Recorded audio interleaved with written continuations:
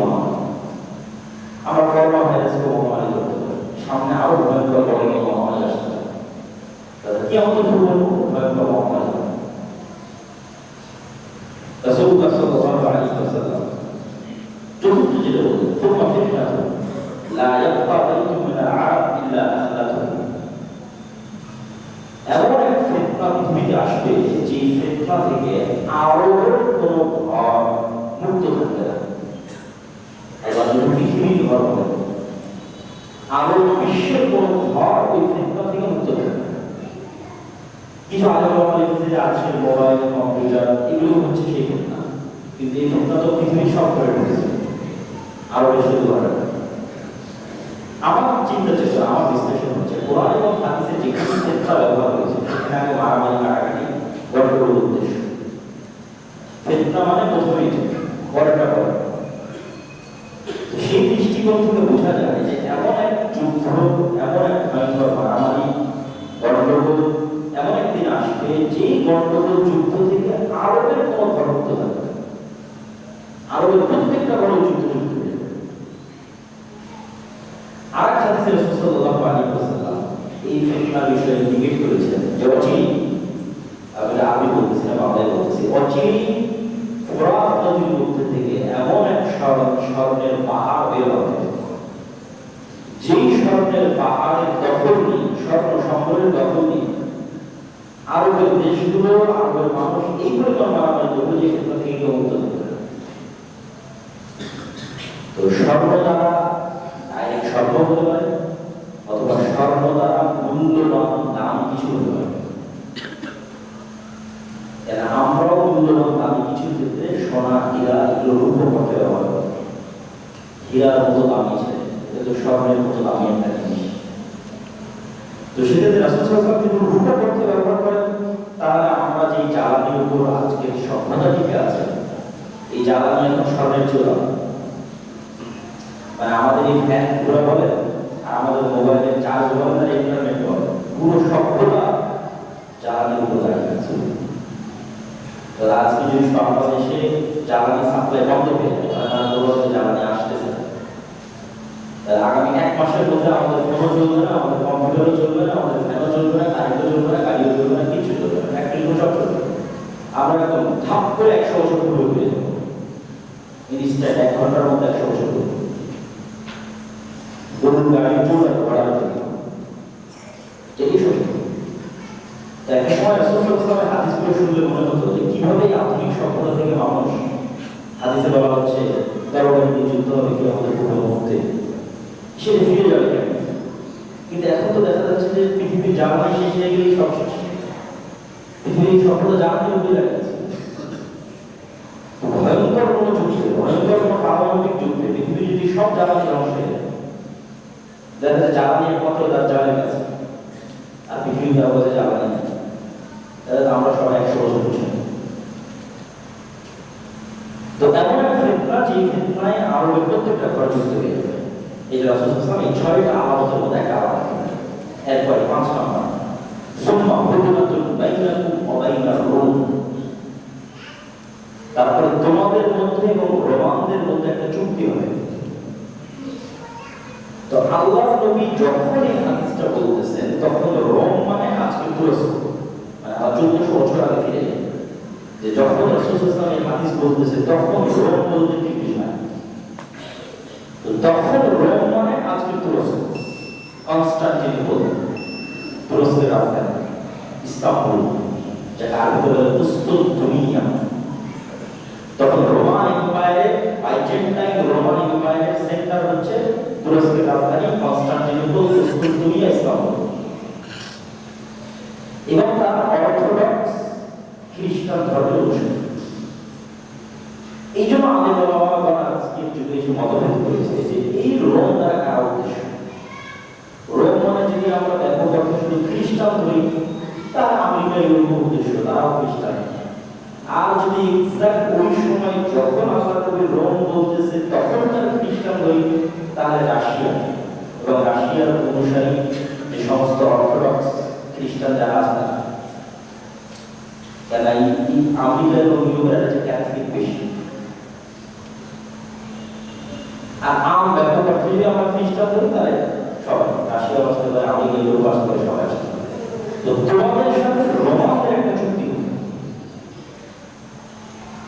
এই চুক্তির পর রাসূলুল্লাহ সাল্লাল্লাহু আলাইহি ওয়াসাল্লামের ভাষা অনুযায়ী তোমরা এক তৃতীয় পক্ষের বিরুদ্ধে যুদ্ধ করবে। এই তৃতীয় পক্ষের বিরুদ্ধে যুদ্ধে তোমরা বিজয়ী হবে। তৃতীয় পক্ষ কারা? আল্লাহ সুবহানাহু ওয়া তাআলা। এই তৃতীয় পক্ষ ইহুদিরাও হতে পারে, এই তৃতীয় পক্ষ হিন্দুরাও হতে পারে, এই তৃতীয় পক্ষ পারস্যের শিয়ারাও হতে পারে, আল্লাহ বলেন। আবার যদি দেখা যাচ্ছে যে অর্থোডক্স খ্রিস্টানদের উদ্দেশ্য হয়, তাহলে ক্যাথলিক ইউরোপ নামে তৃতীয় পক্ষ হতে পারে। এখন যতদিন পর এই হাদিস বাস্তবায়ন হবে সেই যুগ অনুযায়ী বোঝা যাবে এখানে তৃতীয় পক্ষ কারা।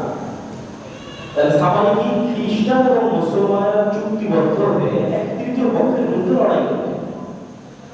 এই লড়াইয়ে খ্রিস্টান এবং মুসলমানদের বিজয় হবে। বিজয় হওয়ার পর একজন খ্রিস্টান পুরুষ চিহ্নকে উঁচিয়ে ধরে বলবে যে এই পুরুষের কারণে আমাদের বিজয় হয়েছে। তখন আর এক মুসলমান ক্ষিপ্ত হয়ে ওর পুরুষটা ভেঙে দেবে, যে বলবে আল্লাহ সাহায্যে আমাদের বিজয় হয়েছে।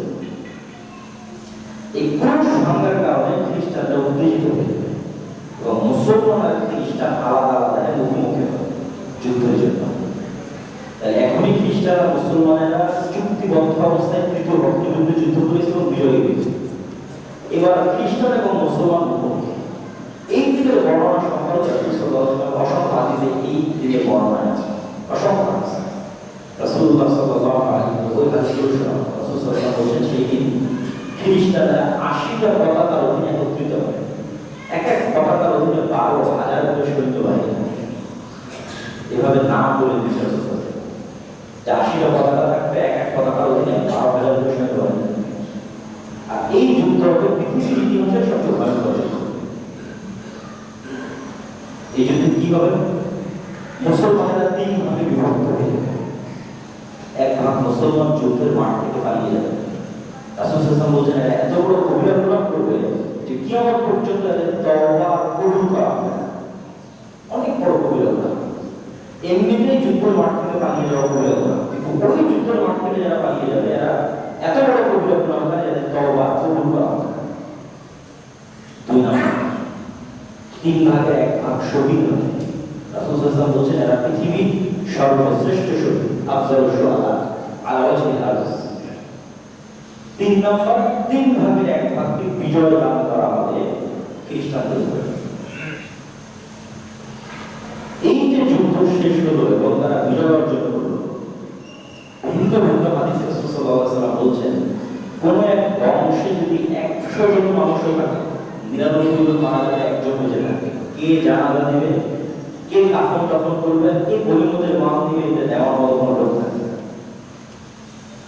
আর বড় রাসূল সাল্লাল্লাহু আলাইহি ওয়াসাল্লাম বলছেন এই যুদ্ধের পরে যদি পাখি আকাশে উড়ে তাহলে ১ মাস যদি উড়তে থাকে লাশের সারি শেষ করতে পারবে না এবং লাশের দুর্গন্ধমুক্ত কোনো জায়গা খুঁজে বের করতে না পেরে উড়ন্ত অবস্থায় পাখি পড়ে মারা যাবে।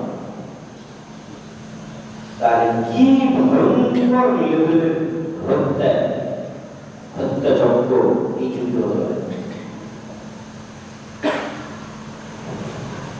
এই যুদ্ধ শেষে যখন গনিমতের মাল বন্টন হবে তখন এক অদৃশ্য থেকে আওয়াজ আসবে যে দাজ্জাল তোমাদের বাড়িতে গণবাড়ি ঢুকে গেছে। কিন্তু এই সংবাদটা মিথ্যা হবে, দাজ্জাল যখন বের হয় আরেকটু পরে বের হবে। তখন মুজাহিদদের নেতা ১০ জন অশ্বারোহীকে রওনা করবেন এই তথ্য অনুসন্ধানের জন্য আসলে দাজ্জাল বের হয়েছে কিনা।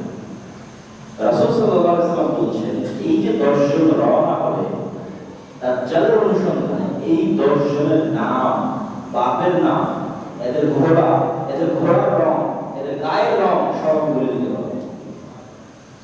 এই ১০ জন কার সন্তান, এদের নাম কি, কোন রঙের ঘোড়ায় আরোহণ করে দাজ্জালের অনুসন্ধান করতে হবে। এই অনুসন্ধান করতে করতে যখন তারা দামেস্ক, সিরিয়ার রাজধানী দামেস্কে ফিরে আসবে ততক্ষণ দাজ্জাল বের হয়ে যাবে। এই হাদিসগুলো আরো বিস্তারিত বিভিন্ন হাদিসে এসেছে, সেগুলো আমরা একটু দেখি।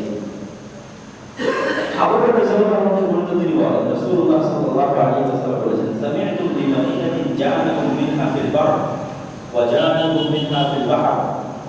তোমরা এমন একটা শহরের কথা জানো যে শহরের একদিকে সমুদ্র এবং একদিকে যে শহরের একদিকে হচ্ছে মাটি।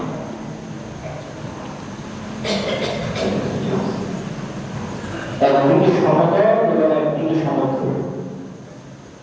আলেমরা ব্যাখ্যা করেছে যে শহরটা হচ্ছে আজকে তুরস্কের রাজধানী ইস্তাম্বুল, উজবেকিস্তান।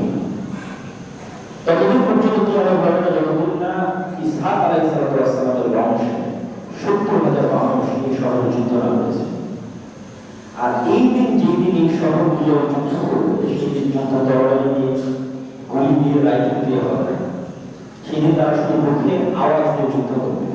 তারা মুখে উচ্চারণ করবে লা ইলাহা ইল্লাল্লাহ আল্লাহু আকবার। এক উচ্চারণে এক দেওয়াল হয়ে যাবে। আরেকটা উচ্চারণ করবে লা ইলাহা ইল্লাল্লাহ আল্লাহু আকবার। আরেক উচ্চারণে আরেক দেওয়াল হয়ে যাবে। আরেকটা উচ্চারণ করবে লা ইলাহা ইল্লাল্লাহ আল্লাহু আকবার। আরেক উচ্চারণে আরেক দেওয়াল হয়ে যাবে। আর হাদিসে রাসূলুল্লাহ সাল্লাল্লাহু আলাইহি ওয়াসাল্লাম বলেন ততদিন পর্যন্ত কিয়ামত হবে না যতদিন না আমার উম্মত রোমানদের সাথে আ'রাব